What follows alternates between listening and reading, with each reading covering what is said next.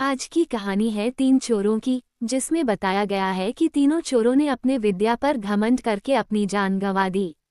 तो आज की कहानी इस प्रकार है। बहुत दिनों की बात है। किसी शहर में रमन, गीसा और राका तीन चोर रहते थे। तीनों को थोड़ा थोड़ा विद्या का ज्ञान था।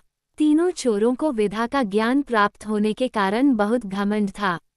विद्या द्वारा तीनों चोर शहर में बड़े बड़े लोहे की तिजोरियों को तोड़ देते थे और बैंकों को लूट लिया करते थे। इस तरह तीनों चोरों ने शहर के लोगों की नाक में दम कर रखा था।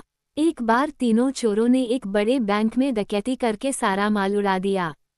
तब पुलिस को खबर हुई तो तीनों चोरों को पकड़ने के लिए तलाश करने लगी, मगर तीनों चोर पास ही के एक घने जंगल में भाग गए। तीनों चोरों ने देखा कि जंगल में बहुत सी हड्डियां बिखरी पड़ी हैं। रमन ने अनुमान लगाकर कहा, ये तो किसी शेर की हड्डियां हैं। मैं चाहूं तो सभी हड्डियों को अपनी विद्या के ज्ञान द्वारा जोड़ सकता हूं। गीसा को भी विद्या का घमंड था, सो वह बोला, अगर ये शेर की हड्डियां हैं तो मैं इनको अपनी विद्या द्वारा शेर की खाल तैयार कर उसमें डाल सकता हूं। रमन और गीसा की बात सुनकर राका का भी घमंड उमड़ पड़ा और उसने कहा, तुम दोनों इतना काम कर सकते हो तो मैं भी अपनी विद्या द्वारा इसमें प्राण डाल सकता हूँ। तीनों चोर अपनी विद्या का प्रयोग करने लगे। कुछ देर बाद रमन ने सारी हड्डियों को जोड़ दिया और गीसा ने शेर की हुबहू खाल डाल दी और रमन ने उसमें जान डाल दिया। थोड़ी देर में तीनों चोर सामने एक जीवित भयानक शेर को देखकर थर थर कांपने लगे।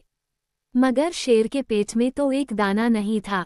वह भूख के मारे गरजता हुआ तीनों चोरों पर हमला कर बैठा और मारकर खा गया। शेर मस्त होकर घने जंगल की ओर चल दिया।